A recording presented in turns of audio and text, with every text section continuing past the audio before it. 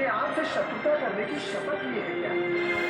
मेरे बार बार मना करने पर भी आप मृत्यु को आह्वान करके ही रहते हैं। करो स्वर्ग पर आक्रमण और देख लो परिणाम।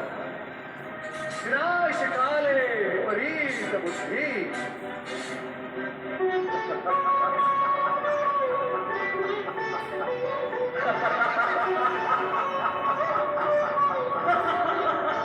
तारकासुर के अब सब तारे डूब जाएंगे।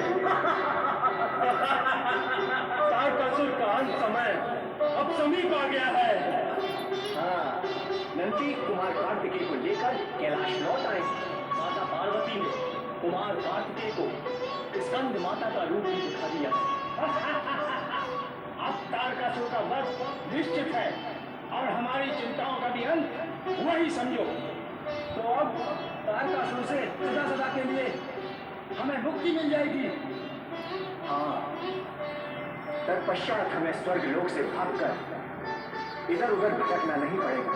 नारायण नारायण नारायण श्रीमन नारायण नारायण नारायण। पधारेंगे बच्चे, आपका स्वागत। कहिए, क्या समाचार है अन्य लोगों को? नारायण नारायण। तेरा जीवन आप अन्य लोगों की चिंता करना छोड़ दे और केवल अपने ये इंद्रासन और स्वर्गलोक की चिंता करें तो उचित होगा। इंद्रासन, स्वर्गलोक।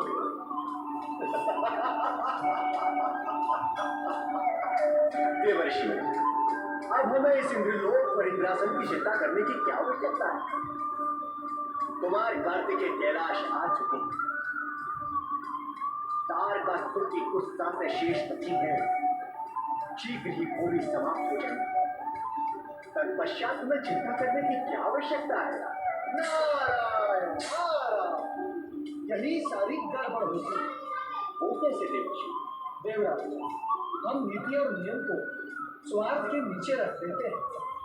जब ऐसा होता है हमें कष्ट होता है, और जब हम नीति और नियम को स्वार्थ के ऊपर रखते हैं तो कष्ट हमसे दूर भागने लगता है। आपका अभिप्राय क्या है? मेरा अभिप्राय वही है जो आपका नहीं है।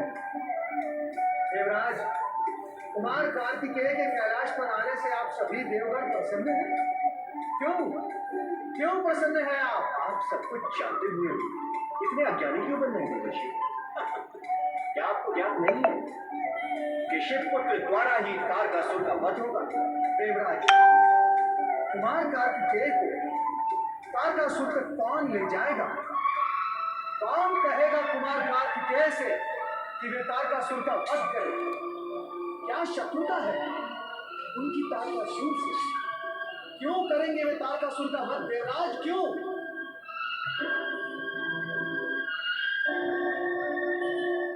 तो आप ही बताइए, अब हम क्या करें? नारायण नारायण। अब आप ही बताए देवगुरु कि देवराज को क्या करना होगा। नहीं देवर्षि, गूढ़ रहस्य व गूढ़ सत्य तो आप ही जानते हैं। बताएं देवर्षि, क्या करना होगा हमें? आपको भगवान शिव के सम्मुख जाकर कुमार कार्तिकेय से प्रार्थना करनी होगी कि वे आपके देव सेना के सेनापति हैं। देव ऋषि ने सही मार्गदर्शन दिया। देवराज को कैलाश जाकर नियम व नीति का पालन करना होगा। मैं श्री हरि विष्णु को लेकर कैलाश जाऊंगा। समय कम है और कार्य अधिक एवं विकट, इसीलिए अधिक समय व्यतीत करना उचित नहीं होगा। अन्यथा तारकासुर की शक्ति बढ़ती ही जाएगी और फिर जो भावी को स्वीकार होगा वही होगा। नारायण नारायण।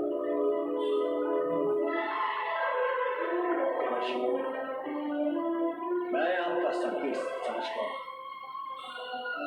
मैं यथाशीघ्र श्री हरि विष्णु के पास पहुंच रहा हूँ। रामोदास जी, हम 48 घंटा के अंदर बारात लेके आते हैं। जमुई समझे?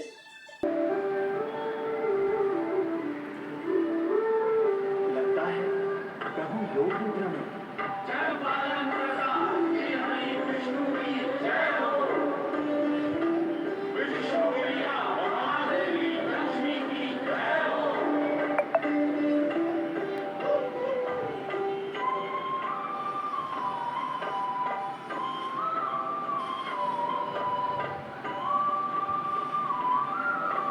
देवराज, आप देव और बृहस्पति के साथ पधारे हैं।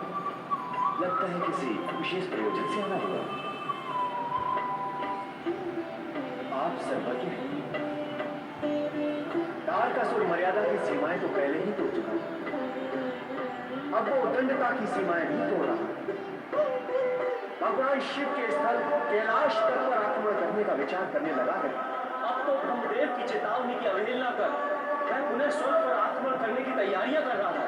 वो त्रिलोक विजयी होना चाहता है प्रभु, इसका कोई उपाय करें। आप सभी निश्चिंत हो जाएं। तारकासुर का अंत अब समीप है। आप सभी को विदित होगा कि शिवपुत्र कार्तिकेय कैलाश पर पहुंच चुका है। हाँ बाबा, कुमार कार्तिकेय कैलाश पर तो पहुंच गए, परंतु उन्हें तारकासुर के सम्मुख भी तो पहुंचाना होगा। इसके लिए कुमार कार्तिकेय को देवसेना का सेनापति बनाना होगा। क्या वे इस कार्य के लिए तैयार होंगे? इससे पूर्व शिव पार्वती की आज्ञा लेनी होगी। आप सभी कैलाश जाकर शिव पार्वती से प्रार्थना करें कि वे आपको अनुमति दे सकें, ताकि आप कार्तिकेय को सेनापति पद पर सुशोभित कर सकें। क्या भोलेनाथ और माता पार्वती हमारी प्रार्थना स्वीकार करेंगे? हमें अनुमति प्रदान करेंगे? ना करने का क्या कारण हो सकता है? कुमार कार्तिकेय अभी बालक है।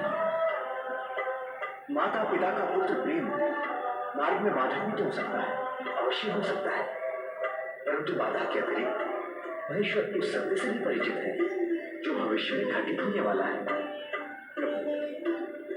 आपसे विनम्र प्रार्थना है कि देवगढ़ के हित का विचार कर आप भी हमारे साथ कैलाश चलें। आपकी अति कृपा होगी। हम सब आपके नेतृत्व में ही कैलाश जाएंगे, तो सफलता की अधिक संभावना है। हम सभी देवगढ़ की यही इच्छा है श्री। आप सभी की यही इच्छा है तो मैं सहज कैलाश चलने के लिए तैयार हूँ। वर्षों पश्चात शिव पार्वती का अपने पुत्र से मिलन हुआ है।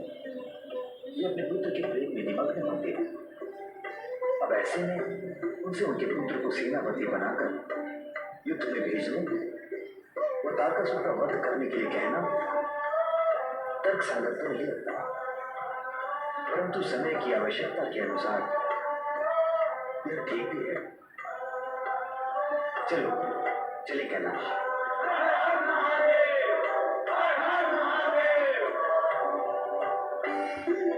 ओम